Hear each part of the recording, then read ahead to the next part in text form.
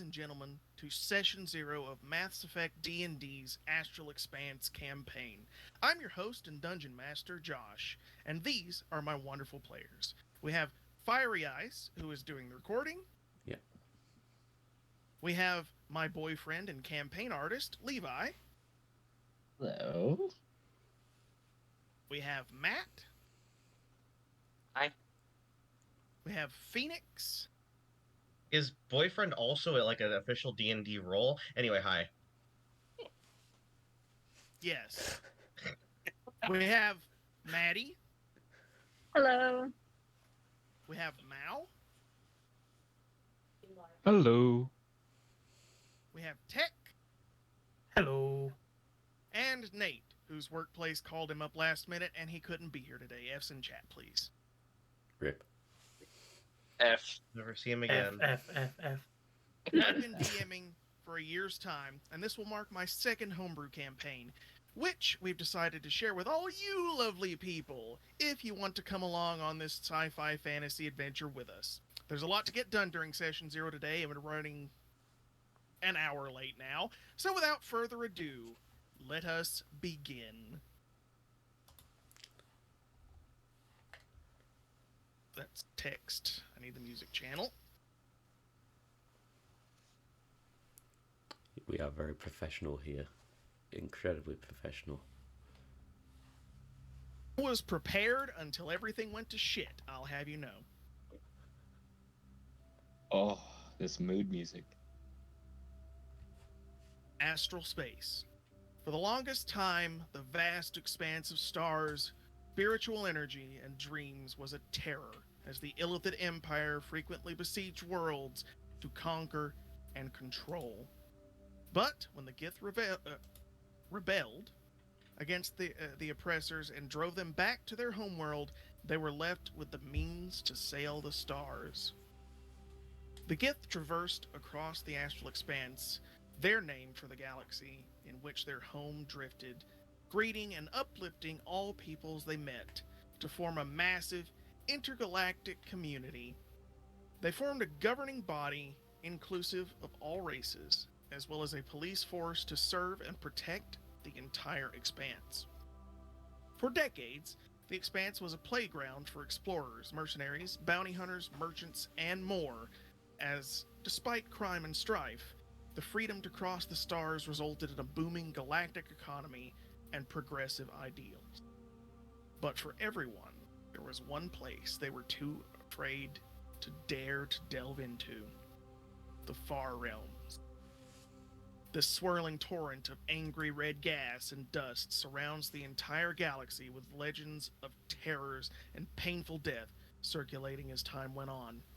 Two brave Aasimar explorers from the Magi Order, Sorelia and her apprentice Niall, ventured into the Red Mists, but were never heard from again. Now, in the present day, life in the Expanse is content, and its peoples make their living day by day, living the best lives they can. Our story begins in the shattered remains of a planet destroyed by a volatile mining accident. A spaceport has been built in the remains of a mining platform in and amongst the debris of the planet Raspuga, for which the Raspuga spaceport is named. It is a haven for criminals and the downtrodden, who live in its chambers hollowed out into the asteroids of orbiting Raspuga. Raspuga's molten core, still glowing bright and hot, serves as the sun for the spaceport. As it crests out of view during the start of an evening, we join the crew of a small starship as they recruit for positions both for ship crew and mercenary muscle. In a nightclub in the central dome of the spaceport, with a glowing sign made of glowing crystals reading "On the Rock," an athletic, middle-aged emerald dragonborn man in a long coat and gambler's hat sits in the curved seat of a large, round booth in a dark corner on the upper level, a sign on the table that reads Merc Recruitment. And he is flanked by one of his crew. Matt, would you please introduce your character to us? Yes. My character is effectively a human cyborg. She is 6'4" tall and has augments in her left eye, right arm, and left leg, and in her back. She is very brassly spoken, doesn't hold anything back. If she doesn't like anything you're saying, she won't hesitate to tell you. She wears a sleeveless blue and black tartan top over a regular blue shirt, blue jeans, and boots, and all her augments are a very bright blue color. And that's all about I have to say.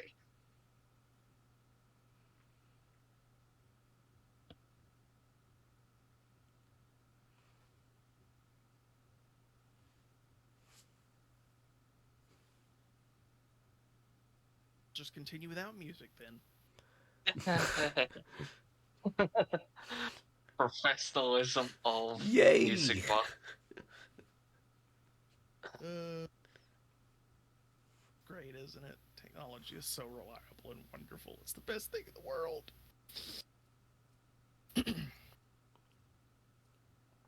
It is. So, Threava, you are sat at this table with your captain, Jarash Wordhall.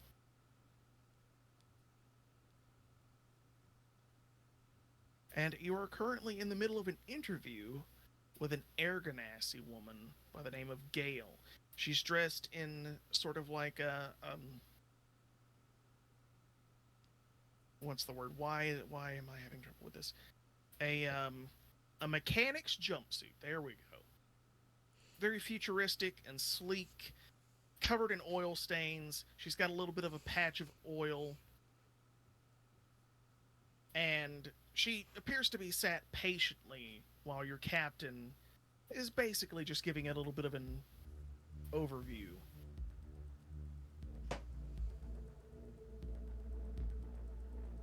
So you want to apply for engineer, is that correct? Oh, yes. Well, I've always loved ships and I've always wanted to be on ships. And, well, I heard you were recruiting, and I've always wanted to go on a ship, and I've always wanted to go out and see the stars, and it would be so great if we could. Well, what do you know about ships? Oh, all sorts of things. Such as? Well, it really depends on the ship. The size, the model number, the makeup, do you even know what you're talking about? Well, yes, of course I do. It's easier for me if I'm in front of it, if I know what I'm working on. Okay. Well, you're the only one who's tried for this position so far, so you're in. At this point, she lets out an ear-shattering screech of joy, and you can see that your captain physically winces. Oh my god. It's gonna be one of those days. I pretty much do a grimace and hold my hands against my ears. Right.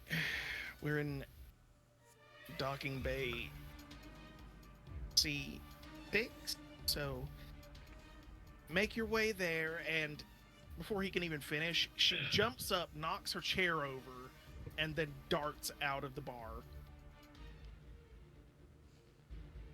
I basically say to my captain, perhaps he'll need some supervision. Don't let her rushing a job and being too clumsy, breaking her ship in the process. See how she operates when she's actually in front of an engine. She seems a bit skittish, but often the most eccentric people turn out to be the most adept at their craft. Also, beware. Hope you're right. War's taught me one thing: the quiet ones will ruin your day.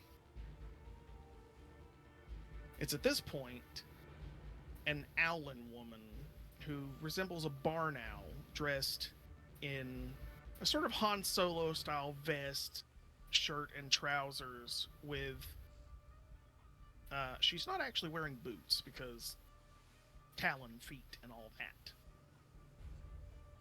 She sort of trundles up to the table and then leans in. Hey boss, I'm going for some eats. You want anything? Nah, but you better get Zek something. He's gonna be hungry when he gets back from whatever he said he was doing. And what did he say he was doing exactly? Something to do with meeting someone in an alley for a really good, lucrative deal, or some such. Yeah, well, if he gets a shot at again with another box of contraband, I will rip his tail off and shove it down his throat. Duly noted. Please don't kill our quartermaster. Actually, you know what? Get me a whiskey. And with that, she'll wander off. It's at this point an alarm starts to blare, and a bunch of people sort of like get up, like real tense. Some of them even draw weapons. A bunch of other people just start looking around, and then they move over towards the window. Captain Wordhall will get up and also go to look. Do you go and look? Yeah. So out of the window, you see a ship. You see a ship. Specifically, it's a fighter. But it's unlike any that you've ever seen before. It's metallic purple in the shape of a birch leaf. Very sleek and slim, with a small sort of bubble cockpit in the shape of an oval. And it's covered in pulsing white lines in the shape of vines. These white lines are sort of flickering as if the ship is losing power, and it's drifting towards the spaceport. The authorities start to mobilize, but before they can, the gravity of Raspuga catches it, and it flies in towards the spaceport, crash lands on one of the empty pads, and skids onto the runway.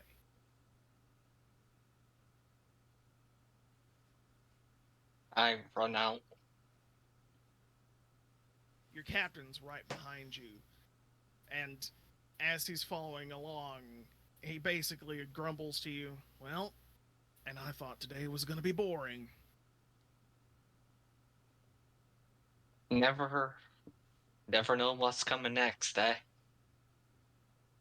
As you get there, the authorities have surrounded the craft. The lights have died on it. It's basically inert.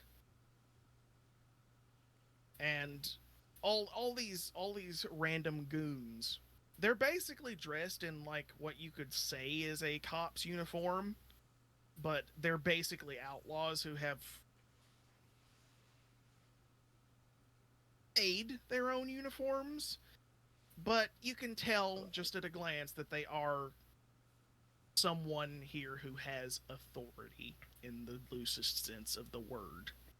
They've all got their weapons pointed at this craft. Most of them are carrying rifles. Some have pistols that are drawn. And it's at this point the sort of bubble pops off and steam billows out of the cockpit.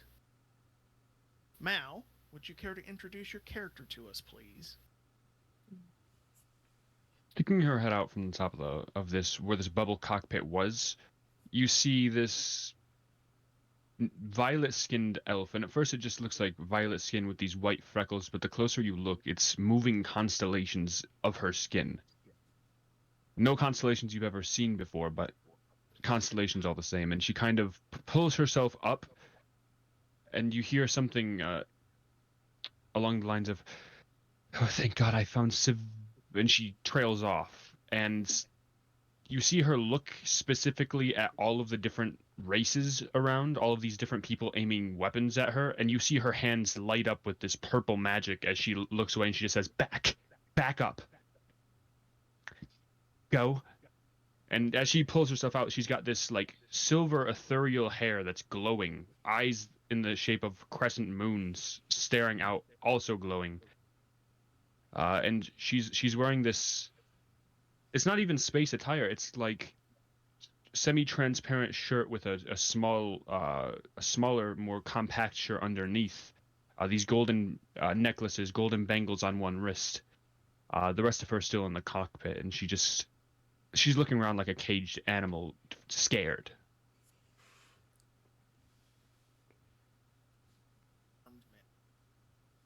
Appearing to be in some sort of authority over the others, slowly raises his hand and then lowers it down towards the side as if to say, lower your weapons. And they all comply. They're confused looking right now. Like, everyone looks absolutely bewildered.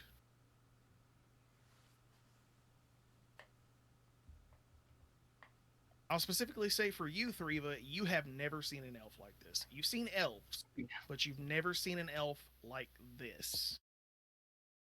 And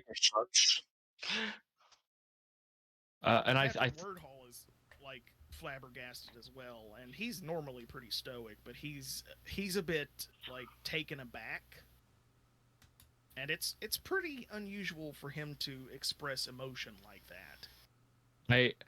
I think the next thing that she tries to do, as everybody like lowers their weapons, her hands are still raised with this purple magic like orbiting each fingertip, but they're shaking. Her hands are shaking, and she quickly tries to pull the cockpit back over, but she's clearly not strong enough to even get it to budge. And she looks around and sinks back into the cockpit.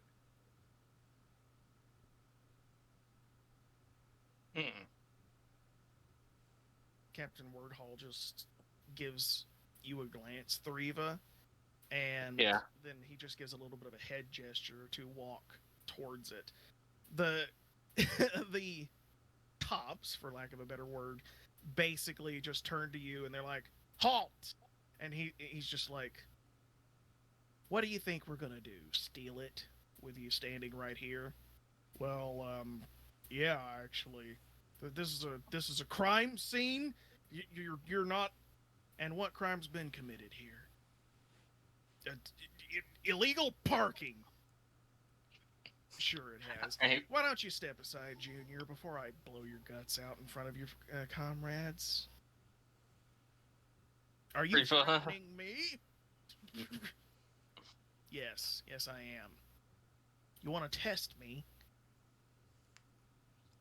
Move along before I change my mind and stuff. God damn it, Fred, let's go. I need a drink.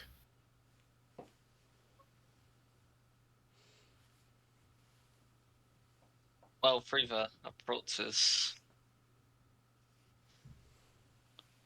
Wordy just kind of carefully, so he doesn't want to rush up and be kind of like give him menacing vibes. He just wants to look friendly to Nebula because he understands what that would probably be like. A ship crashing out there. Wordy will approach cautiously, but then he'll like fold his arms and lean casually over like into the cockpit.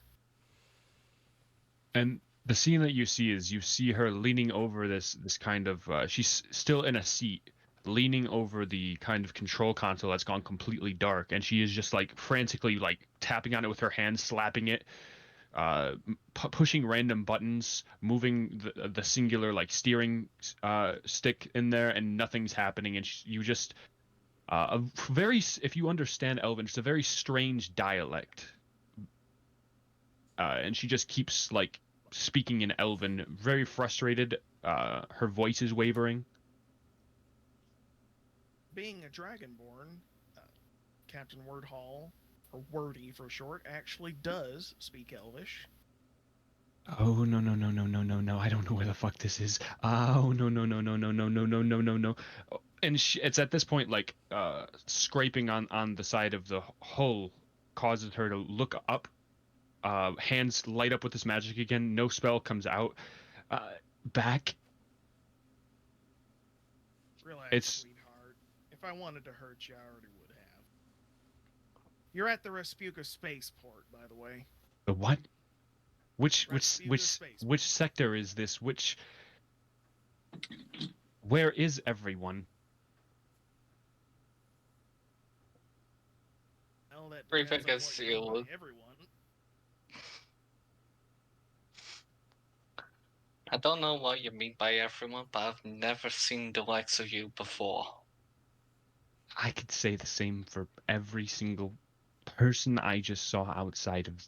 What are you? I'm a cyborg. Mostly human, a bit Yeah. robot. And I'm a dragonborn.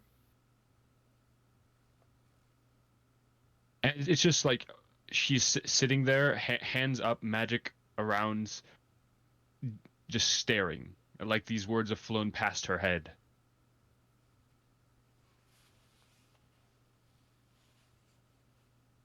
It's a bit of an interesting circumstance we found ourselves in.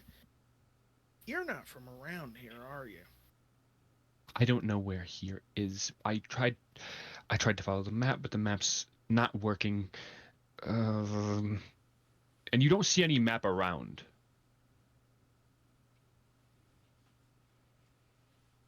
Okay.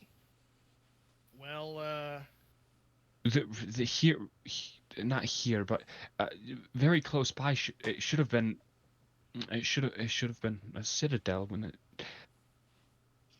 If the map was right, but how could the map be wrong? And like you see, she's not breaking down, but she starts to like the magic fizzles out of her hands, and she keeps running her hands through her hair, which is a mess at this point. You see, it was once like these very two well put together buns with some kind of messy bangs and very well kept. But you now see that despite the hair's in good condition, but it's just messy. see that Wordy is basically just sort of stroking one of the, I guess they are horns on his chin, almost like he would a beard. So where exactly are you from? And she opens her mouth, and you just see that same pause again. I don't know. You hit your head in the crash or something? No. And it seems like she looks over the two of you, like gauging something. I don't remember anything. I woke up somewhere, and I can't tell you where because I can't trust you. And Well, why don't we start building that bridge? My name's Josh Wordhall. I'm the captain of the Crimson Starhawk. He'll just give Threava a nudge. Yeah, I'm Threava. I'll work on it, and I'm gonna be honest. If you stay here, the chances you find someone who knows what you are and where you come from, slim to none. Yeah, Raspuga's not exactly the friendliest place to crash land. what of Say that again. what of the ship? And she gestures to the ship that she's in. Well, he'll reach up, he'll tip his hat a little bit, and he'll lean in. Funny, this thing looks great, actually. It looks almost brand new, but it looks like it's been without power for a while now. You're lucky it got you here. Well,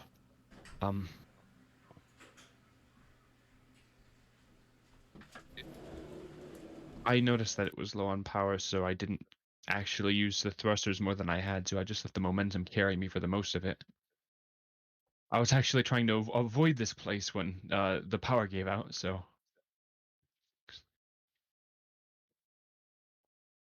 It could have been worse. You could have had somebody worse than us find you, that's for damn sure. Or And you could have been drifting off into space endlessly. That too. Were you in stasis during your flight, or did you have supplies, provisions? you see, she as you ask that, she looks a bit thin. Uh, um, uh, and at the mention of stasis, it's not easy it's not hard to tell. You see her kind of like stiffen for a second. No, I'm quite hungry. And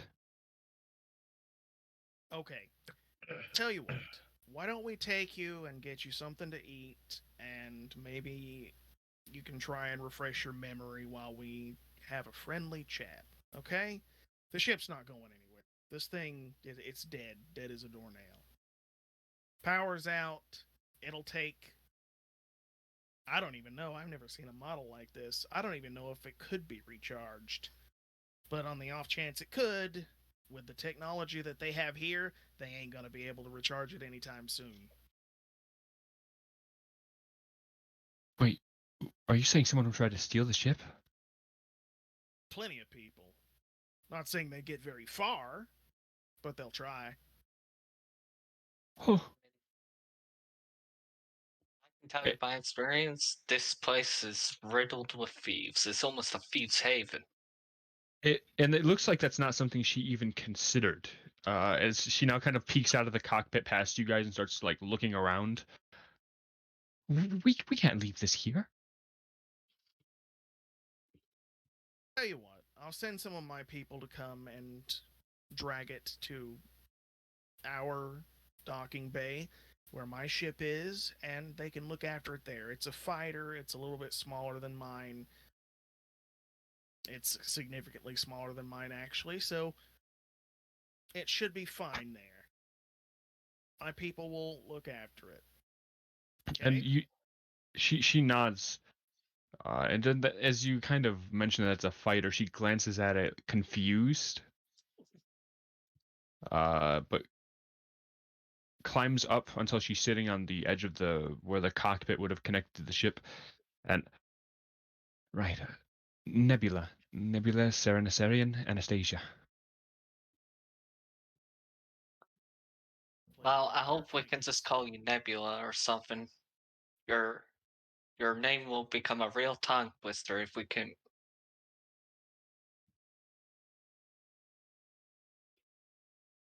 Right. Wordy just looks over to you, Threava, and he's just like, you hear about any family names similar to that back on Alfheim? None. Not that I know of. Yeah, me either. Well, this is interesting. Right, come on. Close Alfheim? this way. And she just walks with you guys. The home world of the elves. People like you. Well, I say like you. You've got the pointy ears, the figure, the complexion's all different though. Never seen an elf with skin like yours.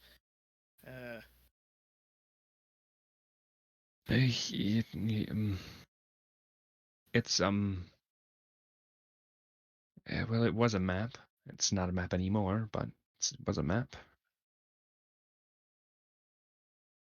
He just sort of raises one of his eye ridges, gives Threava another cursory glance, and he's like, all right, come on, let's get you something to eat. Yeah, she'll follow. I just look at the captain and ask, "Where we having it? On board our ship or in the watering hall?" You know what? It might actually be better to go back to the ship. We really shouldn't expose her to the crowd here. As Ever. as you're oh, go ahead. You see, as Friva says, I agree. Her unaugmented hand almost hugs a locket she has on her. That's basically got a thick black string to make a necklace. It is of a Mm. silver ship.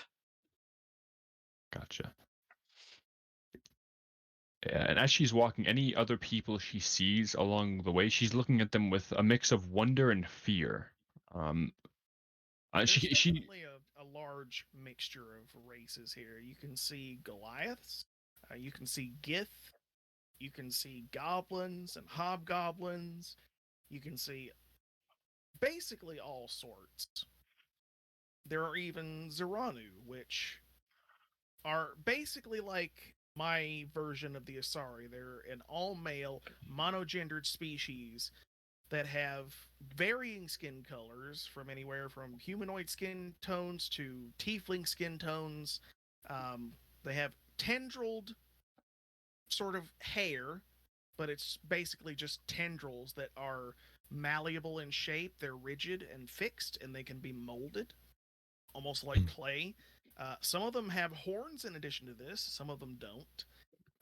They're also very tall, and they stand on digitigrade legs, which basically means like, a cat or a dog. Mm-hmm. Nebula's about 6 foot even for height, and These on guys her, average around 6.5, 7 feet usually. you probably notice as she climbed out of the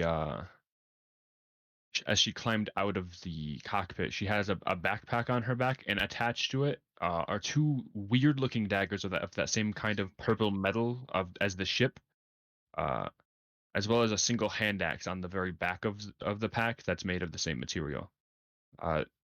There appear to be sort of white, like those white lines in the metal, but none of them are lit up. Cool. Right. Just know no, never mind. This must be a different universe or something.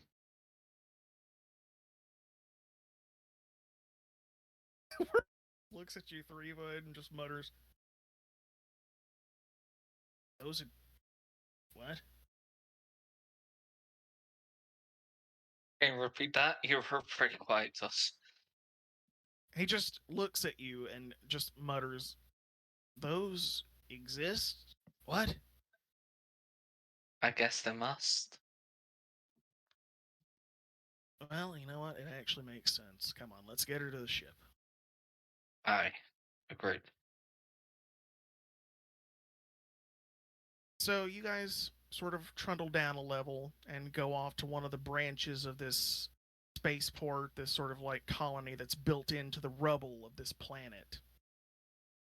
There are tubes, clear tubes with floors down the middle that just sort of connect all these different domed habitats and things.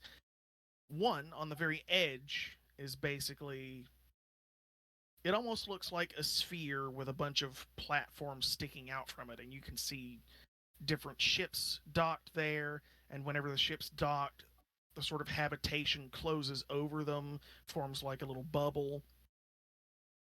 And you go to your ship, which I will grab the image of and post in chat for the lot of you, because I doubt you even remember what the bloody thing looks like.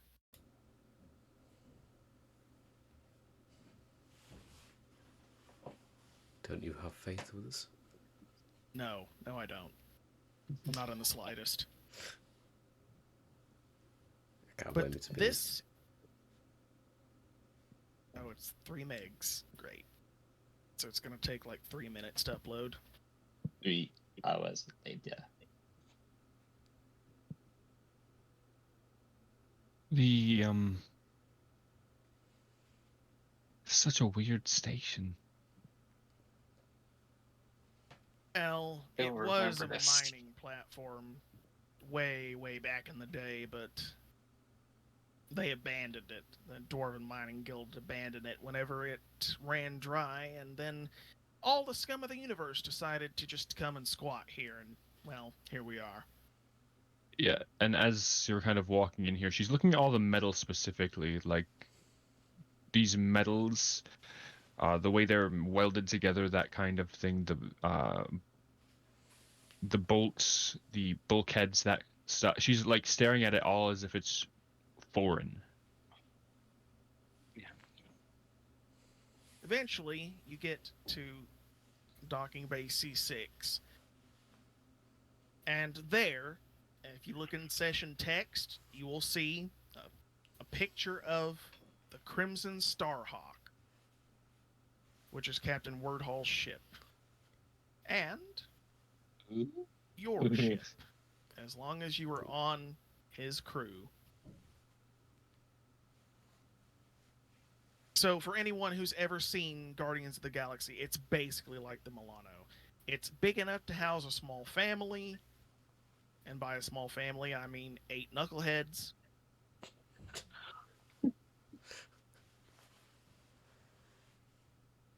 And it's got all the accommodations. The interior of the ship design looks a bit more like, say, the Nostromo from Alien, except a little bit more futuristic, like not retro futuristic, like 70s futuristic, but more like modern day futuristic.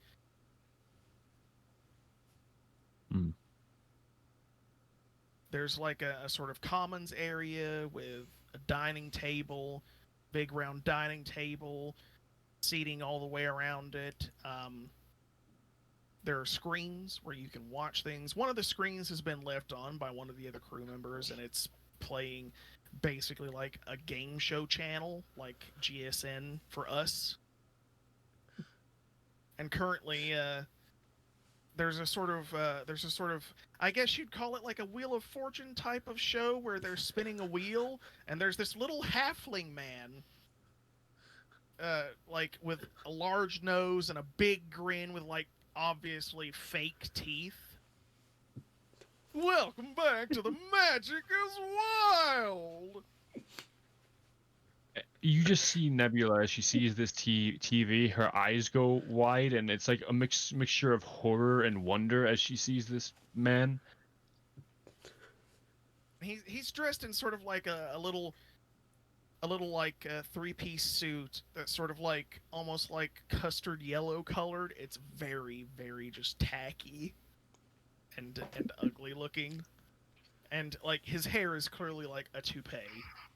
Like it's very clearly like a toupee, and you can see 3 different contestants stood behind almost sort of Jeopardy-like podiums where they spin the wheel, and you can tell these people are magic casters of some kind, and the whole point of the show, they spin the wheel, they have to guess correctly what spell is referenced on the wheel, and then they have to successfully cast it at a target. And as you can imagine, the potential for shit to go wrong is amazing. Oh, good lord. So one of them, like, tries to they think it's a transfiguration spell, and so they try to cast it. The spell misses the target, bounces off the wall behind, and hits the dude's toupee, and it turns into a squirrel and runs off. And then it cuts to technical difficulty screen. Nebula is still staring at the technical difficulty screen, just like jaw, like mouth open, eyes now narrowed. People come that small now? They're only a small part of the world population. Yeah, you've got the Unintended. halflings and the dwarves, the kobolds, which are kind of like me, except about knee height. Wait, there are more? Many more. All sorts, all over the entire expanse. It's a massive community.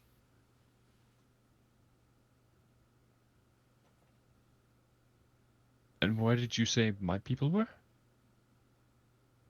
Well, the elves humanoids with pointy ears, at least. They hail from Alfheim.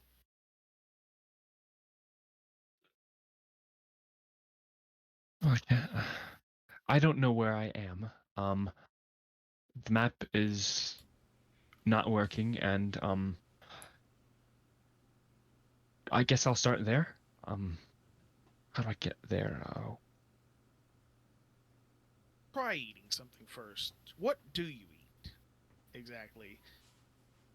Do you have any sort of allergies or? No. Okay, well that makes this way easier. I'm gonna go find something. And she just, like, where she was left, she just stands there. Yeah. He basically pokes his head back in and he's just like, oh, by the way, make yourself at home. Take a seat anywhere you like, wherever you feel comfortable. Are there any windows nearby? Yes, actually. You can straight up go into the cockpit, the bridge, and just look out of that, and just look around. She does so, and she's kind of like, she starts off just looking, and then just starts pacing.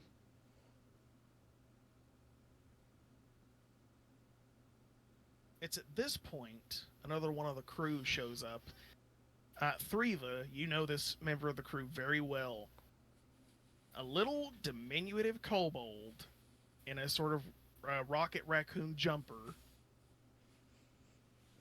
comes up the gangplank, just basically dragging a large metallic crate. And he looks behind him. He's like, "Oi, Threava! Would you give me a hand with this, or are you just going to stand there and will I be your entertainment for today?" I'll give you a hand, but What kind of piercing Threava- voice? Threava gets this point at Nebula. But no offense, it's not every day we see a purple elf around our bit. For what? I point at Nebula. He literally looks. I'm going to have him make. Yeah, first roll on the new die. It's an 8. That's great. So he looks and in the shock of the moment, like seeing Nebula for the first time, he drops the crate on his foot. And he immediately starts hopping up and down on the other foot and clenching the other one, and you hear a bunch of expletives in Draconic. Not that I understand a word of it. What a foul tongue. She doesn't understand it, but it's very clear that she doesn't like the way the language is spoken.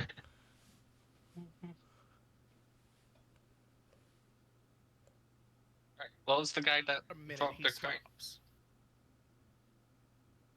And it's at this point Wordy comes back carrying like a tray of an assortment of food. It's like different things like sandwiches and cheese, like a cheese platter almost, like you'd get at Subway. It's just an assortment of random crap that he could find in the fridge.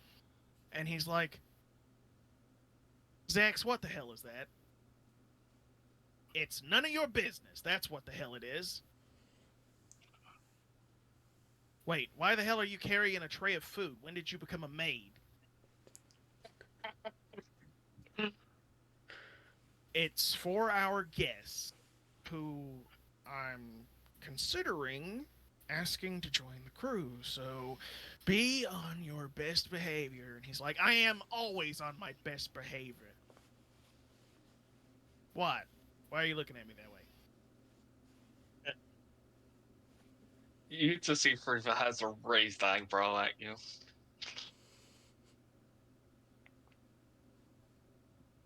"If you ruin anything, I will space you. I will not hesitate to space you. I'm not going to ruin anything. This was a legitimate business deal, and you're going to thank me later when it saves all our asses." I'll All right. believe it when I see it. By the way, All you right. got a visitor out on the gangplank. Sorry, what? Yeah, All there's right. some creepy person in a hooded robe. wants to speak to the captain of the ship. That's you. Threava, you can go take care of it if you want to. I don't give a shit. I am taking my merchandise and going to my space. Buy loses. Alright, Zex, I was gonna help you, but I guess not then. And I go to this person in this hooded cloak. At this point, like, you could see him, like, you know, he's got his shoulder, like, pushing against this thing. Like, it looks like a trunk, like a travel trunk, but, like, solid metal, like chrome almost. And he's just trying to push it. And Wordy just walks past him. And he just awkwardly looks up to Nebula, like, I don't suppose you, and she's like, you know, over there panicking and everything. He's like, nope, I'll take care of it myself. So he just like runs back and then shoulder charges it and hurts himself again. Hearing that does go to help before he meets the person. Alright, I'll help you, I suppose. Well, I don't have a really strong robot arm, although I might need to get one now. Threava just rubs up and down his shoulder with her augmented arm to rub it in slightly, but at the same time trying to be caring. You hear a crack, and he's like, ah! Oh, actually, you know what? No, that's good. That's better. I think. I can still move my fingers. Alright. Okay. I'm gonna go get an ice pack. Alright, I'll have this in your quarters.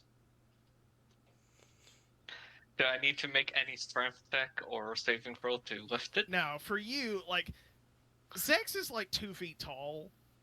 The fact that he even dragged it here in the first place is like a miracle. You have no idea how long he's been dragging this thing, but he like supposedly just went into an alley by the bar, so he's probably been dragging this thing for the past 4 or 5 hours. What? Yeah, I just put it into his quarters and head to the person in the hooded cape/cloak. So you can see Wordy's already there, and he's currently liaisoning with this person. It's a tall, feminine figure, completely covered by this robe. It's almost like a Jedi or a Sith robe, big and bulky, lots of heavy cloth. And the only thing you can really see out from under it is like the tip of a chin and 2 long braids with gold bands going up both of them.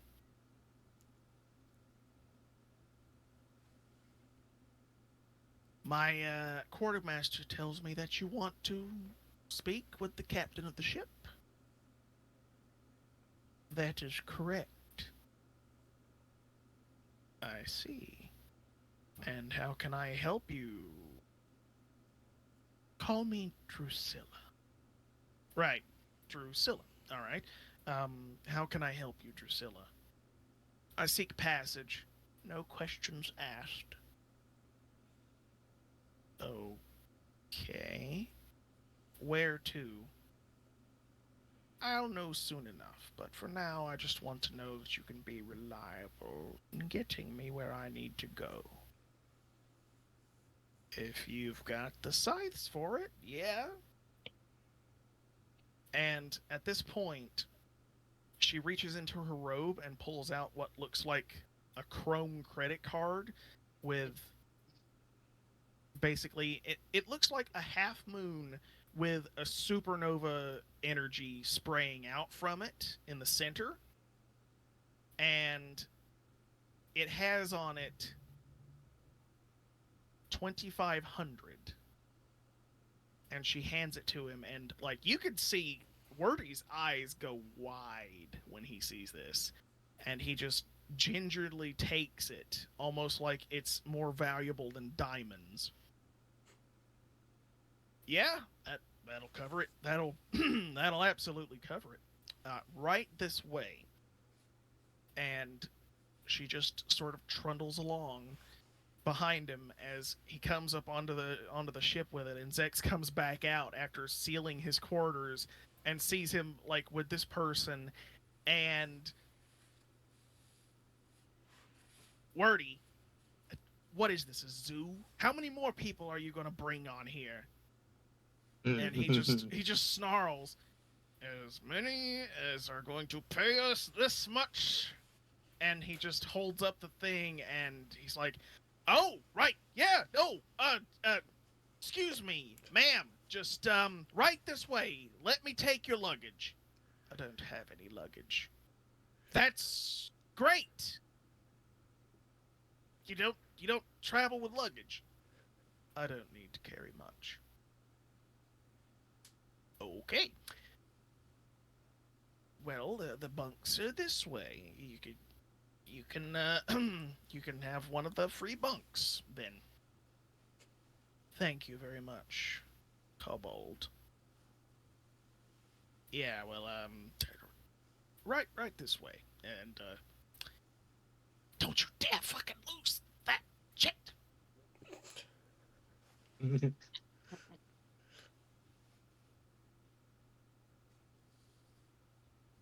At this point, Threava, you hear the alarm go off again. Nebula, you hear it too. Nebula jumps, like, Threava is like, again? Looks at you like you took the words right out of my mouth. And he'll go to the cockpit, and this time, what you see is a completely different sort of situation. Hopefully, the fucking music will actually play this time. If not, I'm going to kill someone. Preferably not because I haven't been introduced yet. Don't worry. I'll make sure to kill the person who couldn't be here today. Once it's not.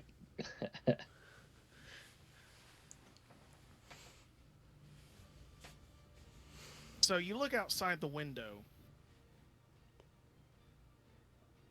and this time it's a lot more different of a scenario. There is a fireball lighting up the night sky. And the alarm is going absolutely apeshit at this point.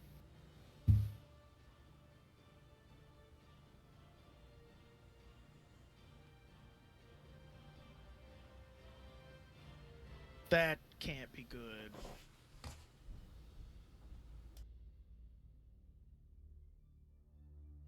And that fireball streaks right towards the gutters, slams through a few of the buildings, and there is a huge explosion and a fireball.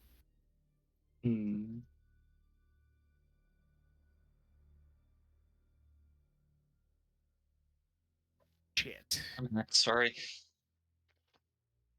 Okay, that's bad. That's really bad. does this Better go have a happen? look. Does this happen often? No, twice in one day is completely unfounded. I don't know what the hell's going on. And you just see her like clutch her hands to her chest and start like mumbling something under her breath as she kind of like sits down on the floor.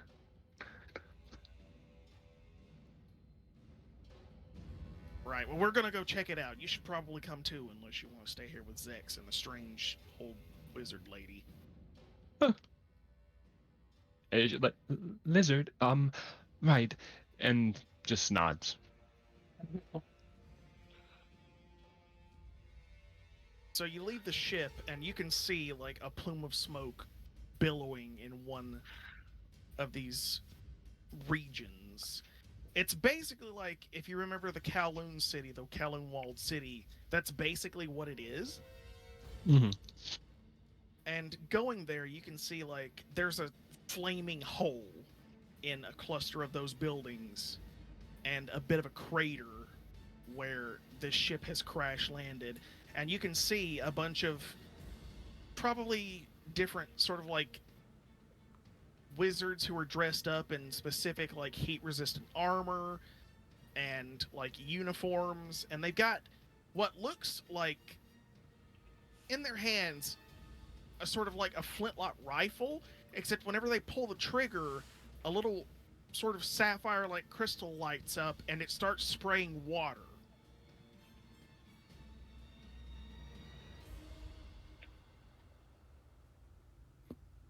As they do this, like the fires start to die down, and you can see like a couple have gone in, and they emerge carrying a small person, seemingly the only person who has survived the crash. Tech, would you like to describe your character for us now, please? Well, probably coughing up a lot of smoke is this very small green goblin who is wearing a lot of mismatched gear. He's got bright, vibrant trousers that are like red and orange leopard print. His shirt is in the pattern of like stars in the universe. He's got a brown overcoat on. He's got a welder's mask on. This guy's a disaster. His shoes are made of metal and they're silver and blue. And he'll be coughing and well, now I know what that button does. I'm not pushing that one again.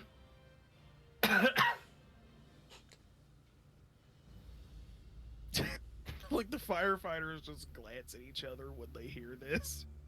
And they're just like, wait, you caused your own ship to crash by pushing a button? Well, maybe multiple buttons, but now I know. It was flashing. I wanted to push it. They just sort of stare in amazement while but then they go back and they try and like get the fire under control. They sort of do a little like rudimentary checkup to make sure you're okay. And then Hey, once they're I'm sure you're fine. not dying, they go and they finish dealing with the fire. This isn't my first fireball. Wordy just looks over at you three and he's like, it's gonna be one of those days, isn't it? One of what days, mister? And as You're Pack, the second fireball well, no, you're the only fireball today, but you're the second ship crash today. as PakPak kind of like snapped at the captain, Nebula's kind of standing behind him, and when that snap happens, she goes, "Oh!"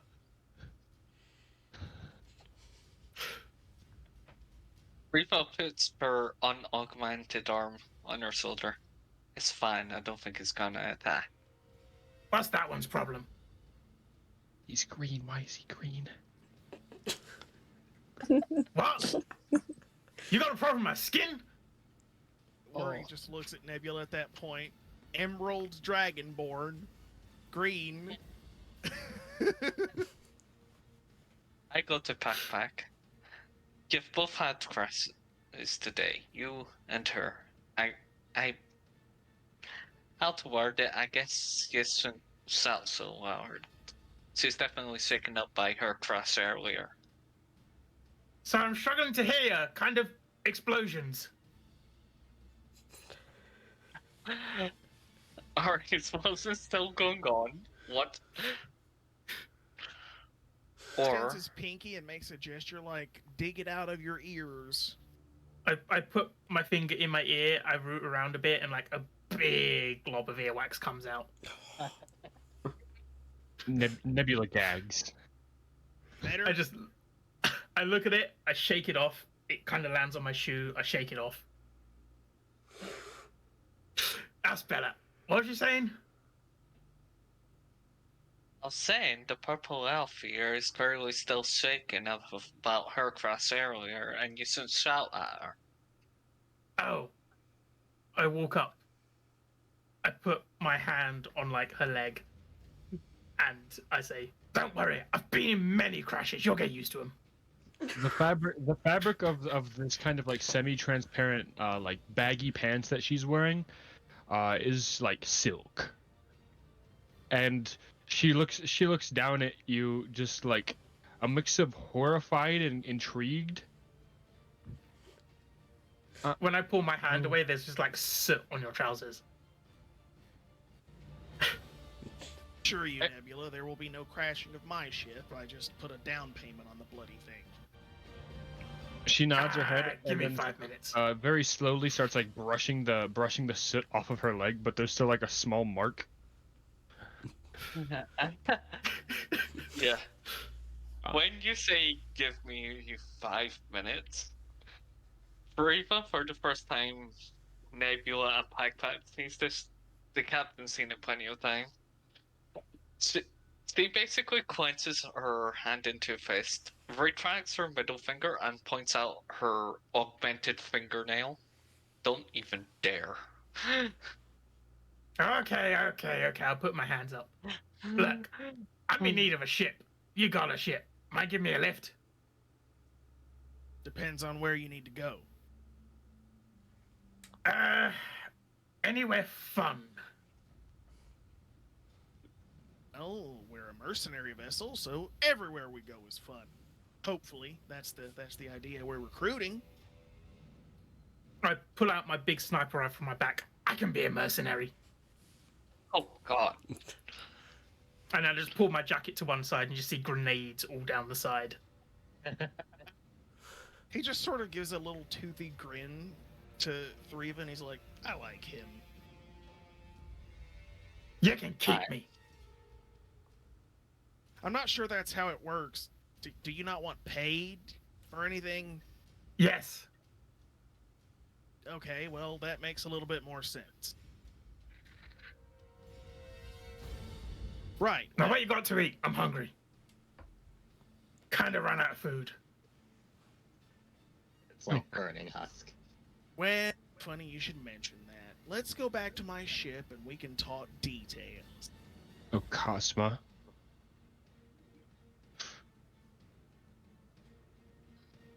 What? Threava basically looks at the captain. You know, the way this day's gone, I may as well stay outside in case another alarm goes off. Yeah, you got a point. Alright.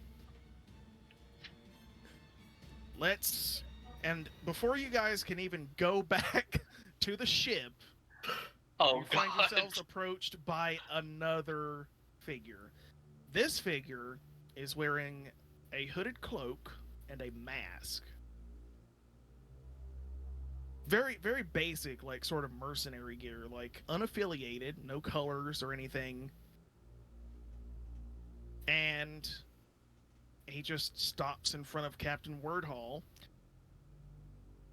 and he doesn't say anything. And Wordy's just like, can I help you? And at that point, he extends his hand, and there's sort of like a round stone disc in his palm, and it flashes with an illusory image of a very tall, actually a very short, broad-shouldered female figure. Looks to be possibly dragonborn like Wordy is. And she looks up to the captain himself. Ah, I see my messenger has found you. Can I help you? Your messenger here doesn't seem to talk much. No, he doesn't. That's why I sent him. I trust him not to spill beans when they don't need to be. Okay, what beans do you not want him to spill? Not in the open. Meet me in on the rocks in the VIP lounge. Password is Fulcrum.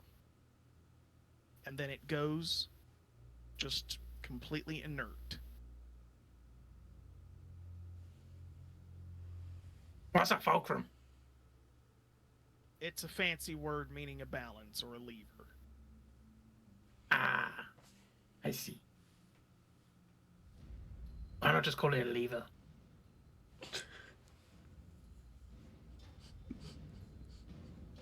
He just looks at you, Threava, and he's like, well, what do you think? Should we go?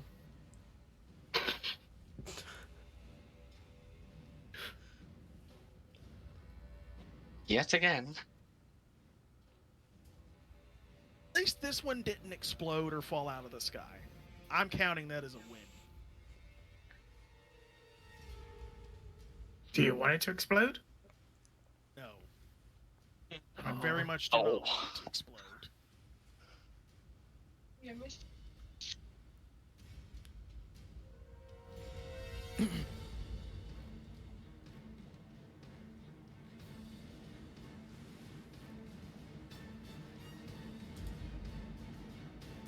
Okay, I need to change the music again real quick. Cool. This is what happens when the DM has to do all of this too. Yes. Also, when I was AFK, did PakPak introduce himself as PakPak? Not yet. Didn't actually give a name yet. He's just like, yeah, I'm on your crew. Cool.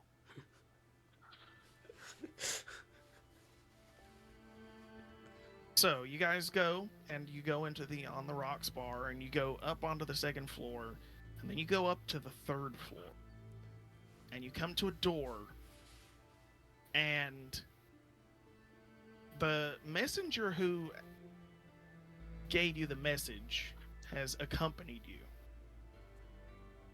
He stands at the side of the door, gives it a couple of taps, and then a slit opens. Fulcrum. The slit closes, and the door comes open. Sitting in a singular booth in this very secluded back room for VIPs, you see another hooded, cloaked figure. Looks to be dragonborn, bronze specifically. Feminine, and she has her head down, and she just says, "Come in."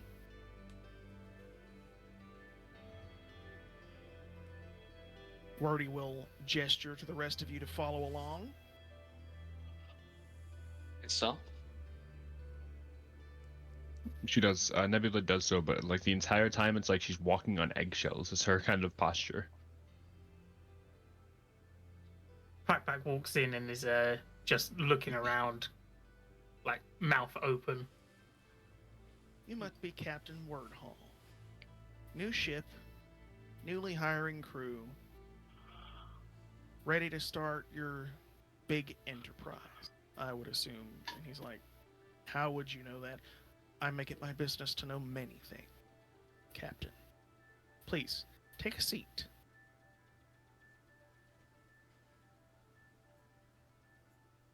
And he will sit in the booth. PakPak walks over and tries to actually take the booth.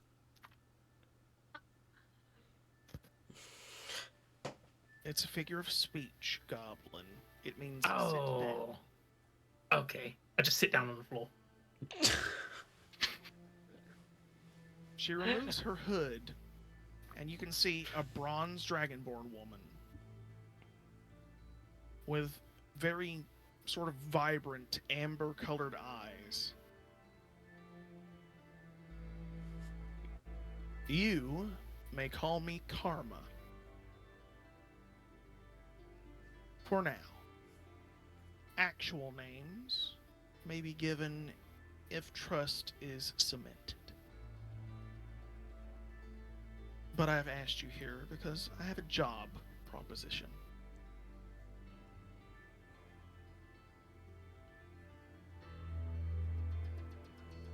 it just nods approvingly.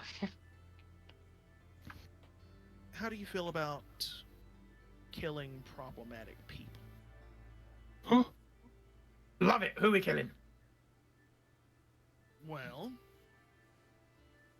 I personally don't have any problems taking out assassinations, but I'd like to know who we're assassinating. Well, I have a list. Let's just say these people are the lowest of the low, the worst, absolute, most despicable scum that has been scraped off the boot of the Astral Expanse.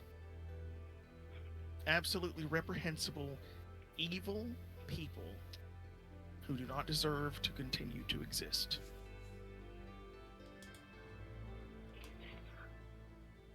Okay. And what's it gonna pay? She immediately reaches down below the table, pulls up a card, and this card says 5,000. Wow. And she just slides it across the table. That's a start. This is a very serious job, Captain. These people need to die. When she says it's a very serious job, PakPak stops picking his nose. Okay. Threava asks the Dragonborn, Karma, might I have a look at that list?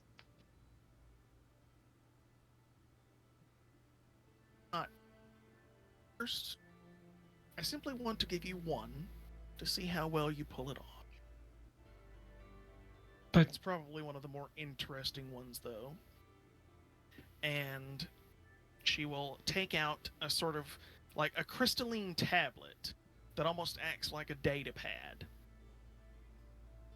And let's see, what did I do with this image? Resources?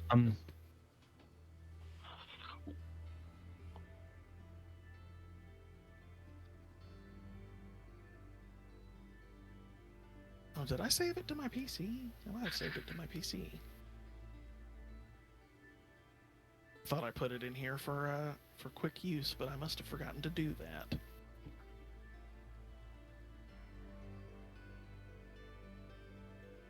Yes, it's in NPC refs. That's why. I love when our DM like leans into the camera like that. It's like there's a sniper dot on him. Like, oh, gotta dodge that one. Whoops. Pew! It's PakPak landing up a shot. Slips you an image, and if you look in session text, this is what the image shows.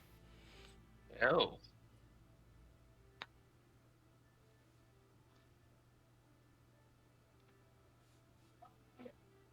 We're killing a clown. Quite. This is a harlequin. It's something like a clown mixed with a mime. It looks dastardly.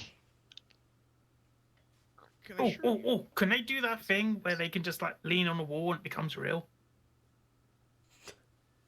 Yes. What? Although this one doesn't really entertain. At least, not for anyone but themselves.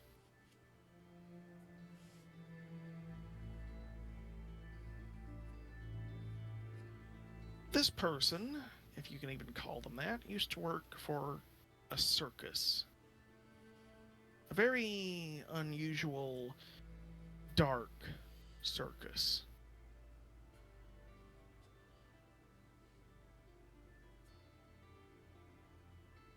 Not sure if any of you here will have heard of it, but I need to pull Or it. if it's a shrugs. I need to pull up my notes on it real quick. Cool.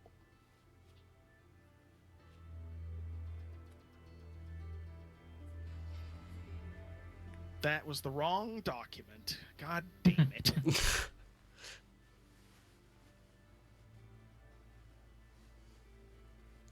Everybody applaud the DM.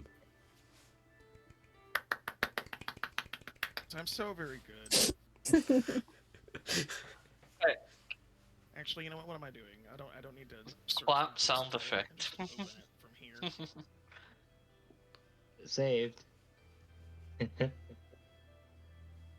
It's known as the Misteroke Circus of the Strange and Macabre, or the MCSM for short.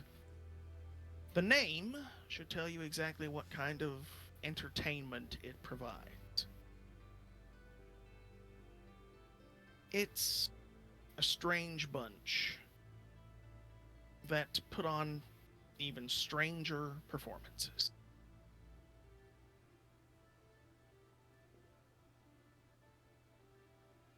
And these performances can be lethal. They tend to kidnap people and force them to perform against some of their creatures and their displays and their strange oddities that they like to show off. At one point, I'm told they even had a terrace.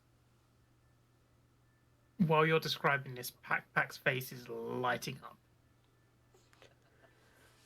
Hey, robot, can we go? Can we go? Tell you what, you help me kill the worst of this bunch, and I'll provide you tickets myself. I just pull out my gun. Where are they? Let's do this. Not so fast. You've got a good Aw. team so far. Maybe more than you realize, and she just glances to Nebula. What? You really Actually, don't know, do you, kid? Nebula looks behind her. Yeah. You really don't know, do you, child? No, what? What? Do you know something of? And she like trails off. Like it looks like she's having trouble recalling whatever she was going to ask. I know some. Your people are legendary, mythical, haven't been seen in multiple hundreds of millennia.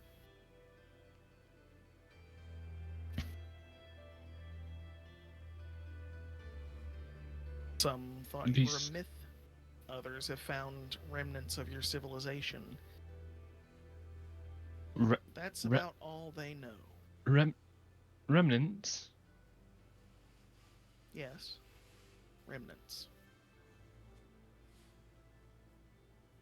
I don't And- know how to tell you this, but your people no longer exist. At least, not in any sort of significant capacity. You will not And- find settlements or enclaves or anything of the like. Something behind her eyes just kind of shatters. There are no tears, but it's just this expression of horror. I can't even begin to fathom what part of this vast universe you have emerged from. But I can begin to fathom how you're feeling. You feel like a fish out of water. You don't recognize or know anyone. And aside from the people you have just met, you have no friends to speak of, no one you can turn to for answers. Am I incorrect in this assumption? What of Cosma? I'm sorry, but that word has no meaning to me. Another one of those kind of barriers behind her eyes breaks. What I can say is that should you choose to join with these people and go on adventures with them, the potential that you might find answers will skyrocket significantly. I would wager a guess that you don't have much of a choice, because this place is not for the likes of you. That much I can tell. And these people that you're having killed, I can assure you they deserve it. but it's only temporary. I mean, if they're as powerful as you say, somebody can just... And she waves her hand. were it so easy. No. The reason I'm choosing Captain Wordhall's little group right now is because you are small. No one knows you yet. That means you'll have a better chance of slipping in undetected, doing the deed, and getting out without being wanted by the entire galaxy. Now, before you may go and start the hunt, you're going to need to bolster your ranks. You can't send engineers and chefs, after all. What you have right now is a decent start, but I can point you in the direction of even more capable individuals who would bolster your team significantly.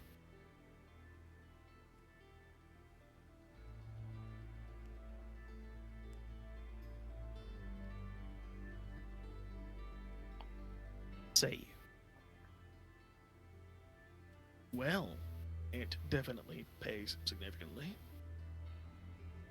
I'm certainly interested, as long as my crew is as well.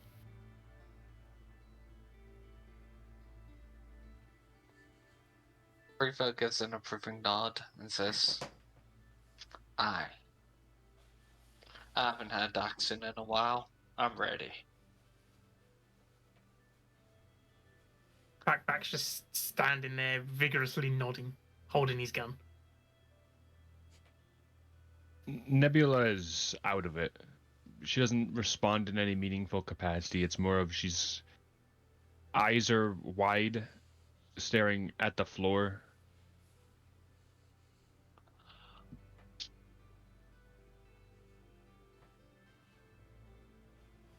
He'll come around.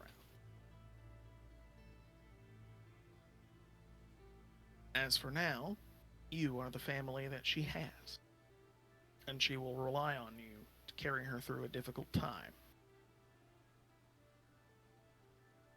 So you said you know what she is. She's an elf, right?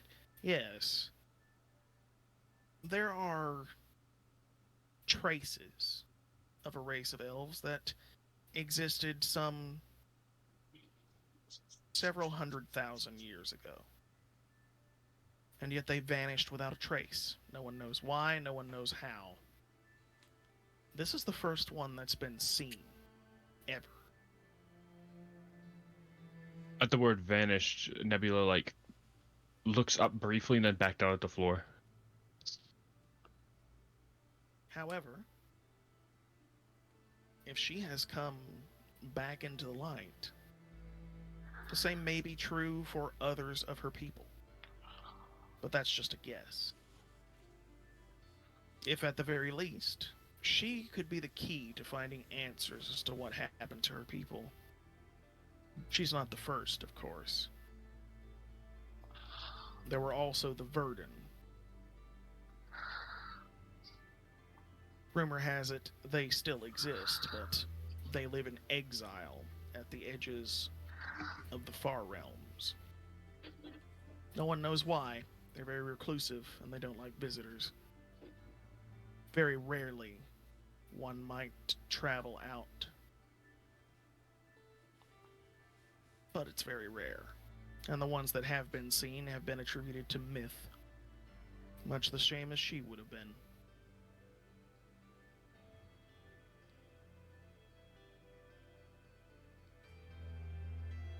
It's actually very convenient that you were the ones to find her first.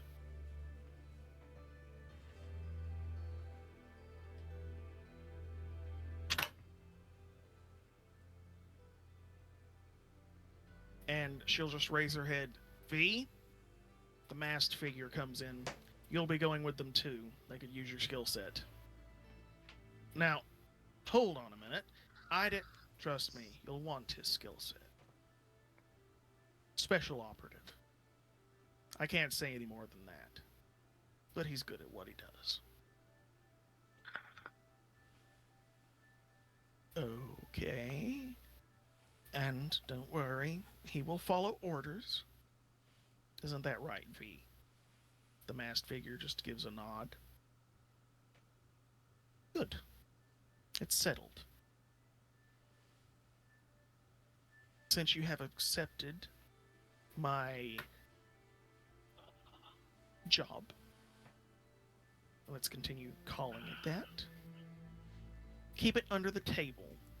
Don't speak to anybody about what you're doing or why you're looking for this person. Now, let me get you the dossiers for the people you'll be picking up.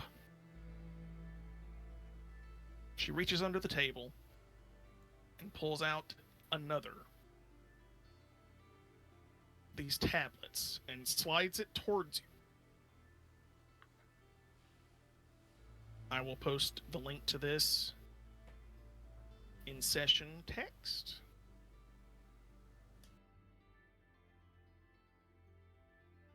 And if one of you wants to read this aloud, actually, you know what? I can read it aloud as the captain, if someone would like me to do so. You could. Do it. Or I could. It's up to you. I'll handle it. I need to throw out my voice box anyway. Let's see, what do we have here? Dagg Harlock, Tabaxi mercenary. Dagg runs with the Cerulean Corsairs, specifically a scavenger ship known as the Calypso. It was last seen flying to a derelict city on the northern hemisphere of Ganymede, the Warforged homeworld.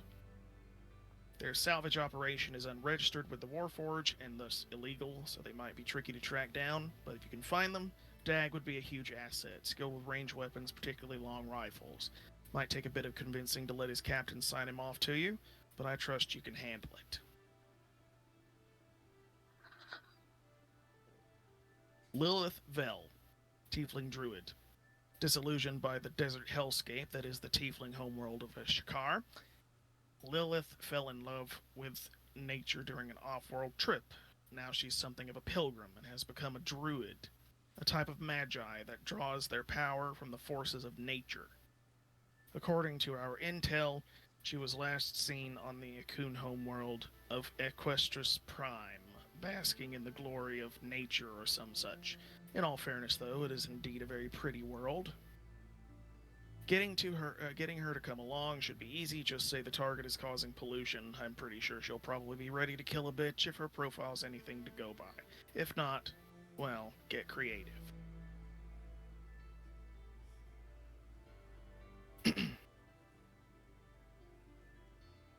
Night Stalker, race unknown, vigilante. I know Night Stalker, or rather, I knew him a long time ago. He had a pretty rough upbringing until the elves of Alfheim rescued him. Can't say I don't feel a lot of regret back when I walked away. Currently, he serves the elves of the capital city of Anila as a crime fighter, last I heard. He has numerous skills that would be invaluable to the mission. Not sure if he can speak Common, might be worth finding out if anyone can speak Elvish and bringing them along. Intel suggests that he seems to be affiliated with the Pollinodel family. Their patriarch is a war hero who served in the AMPD during the resurgence of the Illithids. They also have multiple children. One serves the city guard, and the other is on tour in the AMPD on a warship called the Lancian. If you want to find him, that'd be your best place to start. Oddjob, Warforged mercenary. Oddjob is, for the lack of a better word, an oddity. He's a quirky Warforged mercenary with a particular knack for bounty hunting, so he's just what you need for the beautiful partnership we've started to build. That said, reports are that he's a bit on the eccentric side. He often exhibits strange behaviors and has a tendency to say things that other Warforged might not normally say. He also apparently will shut down for certain periods of time and reactivate later, some kind of internal repair protocol. There are theories, most popular ones being he's an older model or that he took irreparable damage in the Illithid War. Both could be true for all we know. No doubt, you've probably already thought to yourselves whether he would actually be an asset or a liability. And you're right. While his illnesses make him unreliable, potentially. Intel suggests that when he's at the top of his game, he's one of the best. If anything, think of it as giving work to an old war veteran. He was last seen tracking a bounty on the goblin homeworld of Glumshanks. I hear they're a fun bunch. Oh, and Oddjob's got a few bounties on his own head. Might want to start with him before a bunch of pissed off outlaws get his number.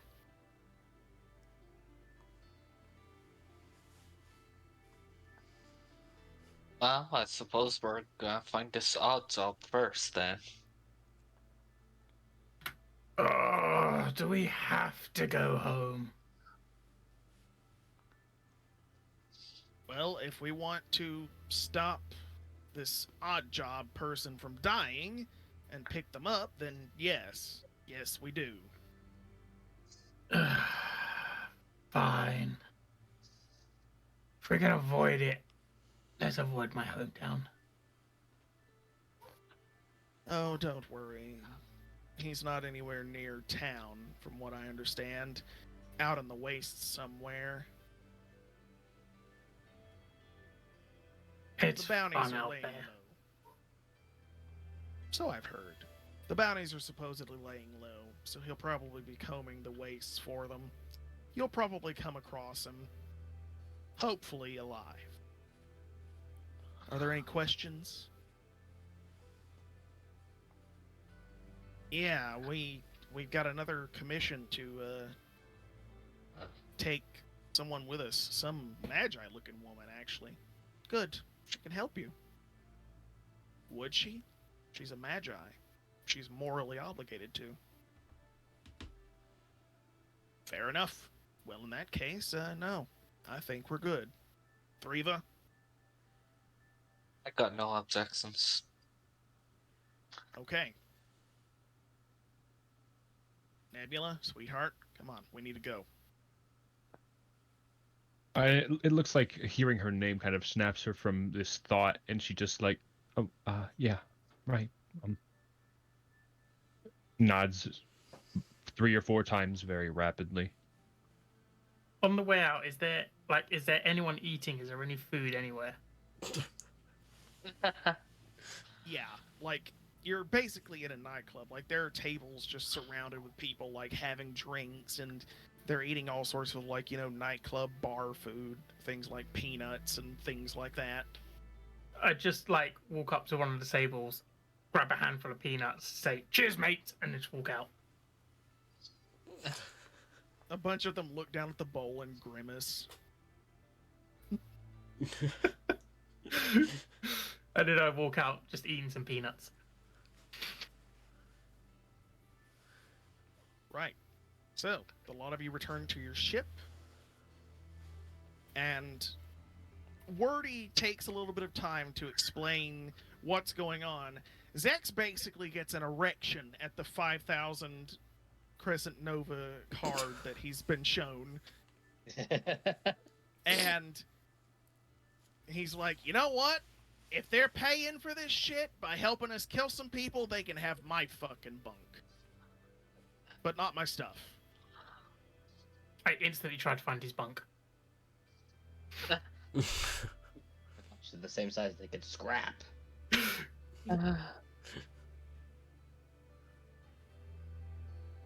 And you guys basically start preparing to lift off and go find the rest of your party. And that. Oh, what's this where we'll button take a do? break. Oh god. I look at I will PakPak say right now. if he says that, and this is what I say. If you press that button, it'll eject you straight into space. Oh, sounds fun! Say Feel right that. now, if you go into the cockpit, like if you go into the bridge and start touching anything you're not meant to, if Endivin's there, she will straight up eject her leg straight out, clasp you with her talons, and throw you back out with her foot using a tornado kick. Excellent. Ugh. Right. Says we're on break. Back in 10. Right out. Right back. For those of you watching on YouTube, we'll be back for part 2.